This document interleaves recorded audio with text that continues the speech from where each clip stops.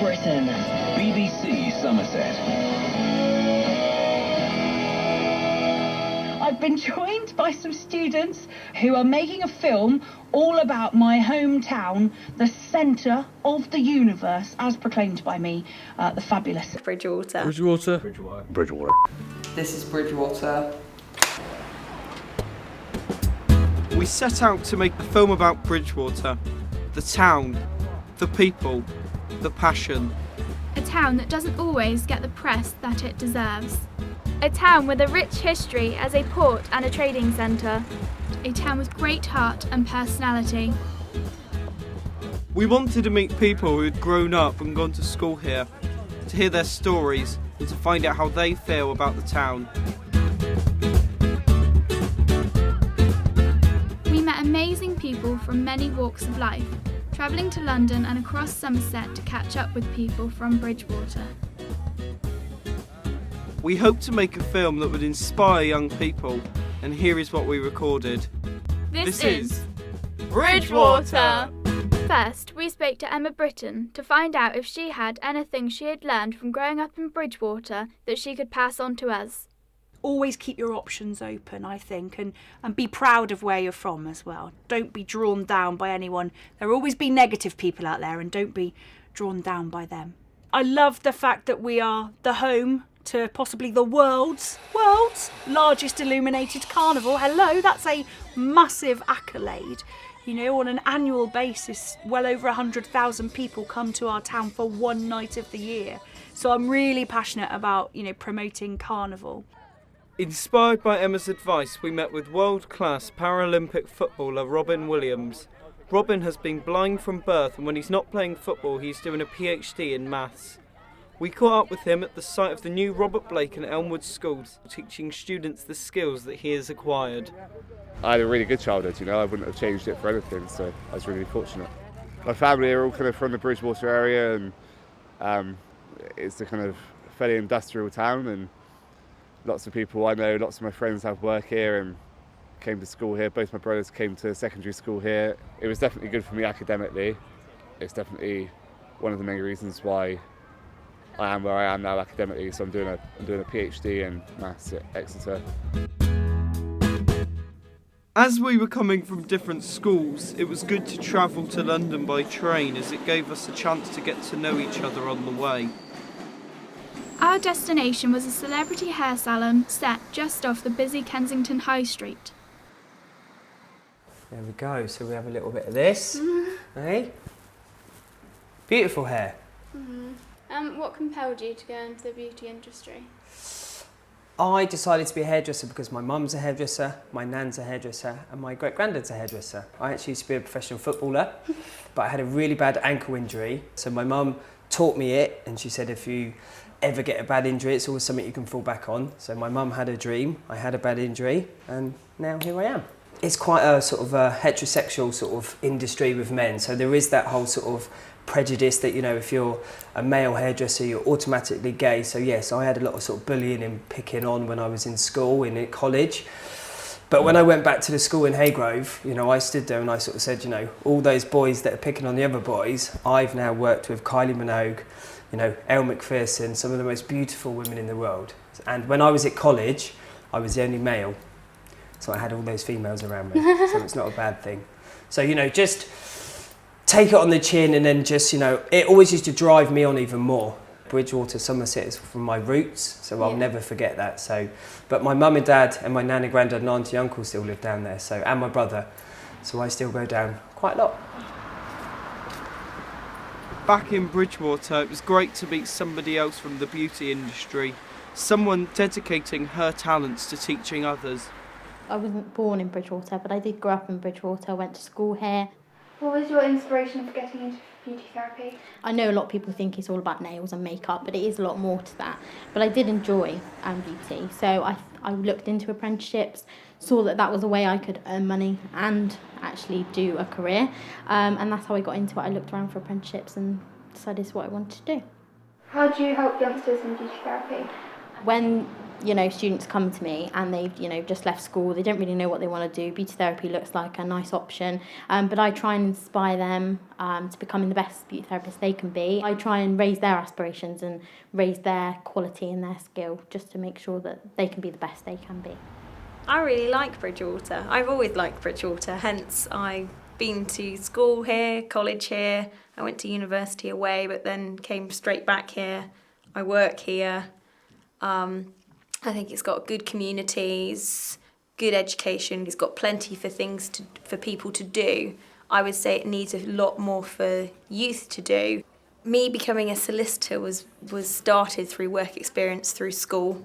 I did a 2-week placement at Ash Clifford Solicitors around the corner, and those 2 weeks set my mind and my target to become a solicitor. And I went to Bridgewater College, got my A-levels, and then went to university thereafter. So Bridgewater's just given me the path and the route to where I've been and where I am today. Back up the motorway to Wellington to meet Douglas Cordeau at Fox's Mill, supplier of cloth to London's Savile Row. There was a shop in Bridgewater called Graffiti, and I remember one Saturday morning going into him and showing him these t-shirts that I'd done at home based on projects we'd done at college. And that afternoon he sold 5. And from then on I've never ever kind of looked back, because I've always thought, well, actually, I've done that on my kitchen table. I found out after I left school that I'm massively dyslexic. And at that particular time it was just kind of thought that I was a bit thick or a bit slow, but things have moved on a lot. But I had a fantastic art teacher at Hairdressing saying, well, he's not thick, he's got he's very intelligent, he knows, he's very interested in things. And I did everything I possibly could at school to get through my English O-levels so that I could get the grades that I needed to go to art school. So my focus suddenly changed because I had a real purpose. What was it like growing up and living in Bridgewater? Bridgewater, where I was born, a place I grew and raised and shaped me into the person I am today. Ups and downs of childhood, got myself into lots of trouble with various different people. Ended up being shipped out when I was about 14, taken into care, which in fact turned out to be the best thing that ever happened to me. I mean, taught me a lot of things about myself. Finally found the right path.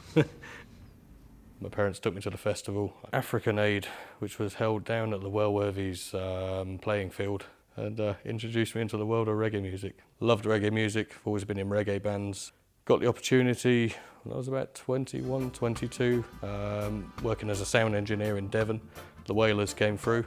It's a band I've loved since I was 5, 6 years old, and got the opportunity to go and work with them on a world tour. Started off as a monitor engineer. Within 8 or 9 months I'd become the keyboard player in the band, and then from there on really, I just travelled the world, learnt new trades, learnt bits of the job, and just kind of, none of it was college based, it was all experience on the road.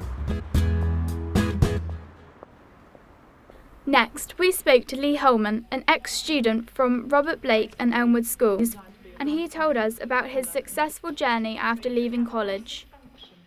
I went to London, did a degree there at Ravensbourne, then luckily enough did a master's at Central St Martin's, and then from there I got a job at Paul Smith, worked there for 3 years, went to Levi's, which was in Brussels and London. From there I went to be a director at Abercrombie & Fitch. Then from there I moved back to London to work for Burberry as a director there, and now just recently gone to Nike, heading up all their apparel design. I think when you just come in Somerset, you feel like the bigger cities are always faster and there's more opportunities in that. And I think you don't expect what Somerset really gives you here. If you just look out these windows here, the beauty of the actual hills and nature, you forget about that. And I can tell you when I left and lived in London for 10 years and then came back to Somerset, I think the actual beauty of this place and the actual people here are really honest and, tell you like it is. And I think growing up here gave me a lot of kind of street smart, which you don't get taught that at any college. For me, that's what Somerset did for me. Ursula Martin told us that she hadn't received the benefits of a full education. However, she taught herself genealogy over 25 years before turning it into a profession. At the age of 42, I walked into the skills centre in Angel Place, and almost in tears. I said, I need help. My children are really struggling at school. They are intelligent and I can't help them because I can't do the maths, and I can't, although my English was good, I struggled very much with the maths. So she said, well, why don't you do level 2 English and maths? So I went in feeling very apprehensive because I didn't think I could do it. And I got through the maths in 3 weeks, and I got through the English in 2 weeks. And she said to me, why don't you go to university? And she pointed me in the direction of an online university course, which I did. I graduated in 2010. Through my own lack of self-confidence, I didn't believe I could be a businesswoman. But now most businesses don't make a profit within the first 3 years. I made a profit within the first year. It's really taken off. The new EDF Energy Centre is currently providing a lot of opportunities for the town. We met someone who has benefited from those opportunities. I went to a local school in Bridgewater, which was Chiltern Trinity. I then went to Bridgewater College to study A-levels, and then from my A-levels I went on to the apprenticeship scheme. I've always been fascinated in the way things work and how you go from a design to the final product, and it's interesting to get involved in all the different problems that you may encounter and make a difference, really. There's a lot of fantastic schools in Bridgewater. They're all willing to help you in whatever path you choose. It's about, when you're at school, trying hard, making the most of what you're given, and basically don't let anyone put you down. The sky's the limit, really. Some of the highest achieving people we have met are right on our doorstep. Take Alex, for example. She's a student at Chiltern Trinity. I'm a cyclist and I ride at a national level. I ride on the road and on the velodrome. There's lots of cool things. I mean, the reason I kind of became a cyclist was because there was a SAS project that my school offered me, and this was for running, not for cycling. So I went along to that, and I thought, actually, I quite like the cycling. The sport that I get is pretty good. Yeah, like my school's really supportive, and my family's really supportive. So yeah, it's good. Phil Dyer also grew up in Bridgewater. He has learning difficulties and has now set up his own film company. How did you get into filming? So I got some money paid to do a film on healthy eating, so I found out where my talent lied in that industry, and that's what gave me an interest in my own films. They're going to be informational films to support people with all forms of LD. So I think it's a good idea for anybody of any age, any culture, any disability or not, to do things independent for themselves. It's how they achieve their goals. We are extremely privileged to have such a highly rated college in the centre of Bridgewater. It's so diverse. I mean, it ranges from the people of Bridgewater who've grown up here all their lives, and you also get the international students who have come from Spain, Poland, the United Arab Emirates. It's such a variety, and everybody's accepting of it as well. And college from a student's point of view is very positive. Pretty much anything you want to do, you can. Like, for example, I'm doing the International Baccalaureate, which is a very highly regarded qualification. You study 6 different subjects, so it's very broad education, and you take your exams at the end of 2 years, which gives you a very, very good knowledge of each subject. Bridgewater is one of the few colleges that offer the International Baccalaureate free. All of Bridgewater's opportunities are not just for the young. Where did you used to hang out as a child in Bridgewater? My interest was obviously started in carnival.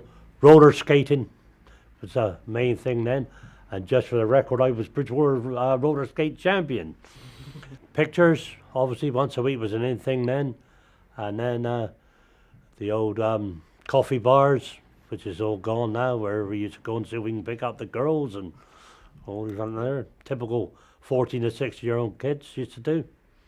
I don't think they like to do it now because they like computers too much, but I wouldn't change my time. I was born and bred here and proud of it. Plenty of restaurants, plenty of pubs, plenty of fun. Bridgewater Fair always used to look to every year, then followed by the carnival. A lot of good friends. Can't ask for a better place than Bridgewater. The way the country is now, there's such competition for jobs, for places at university, and I know, school can be a time of fun and, relaxing with your mates, but you do need to work hard in order to get on, because, you also need to have some confidence and be proactive as well. There is a constant change to Bridgewater's future with evolving business deals. We found that there are unlimited opportunities that people have grasped and made into their own careers. I have learnt that it's never too late not to let anything hold you back, and that no dream is too big. My mum always gave me a little thing. She said, son, aim for the moon. Even if you miss, you'll end up among the stars. It's the best advice I've ever been given.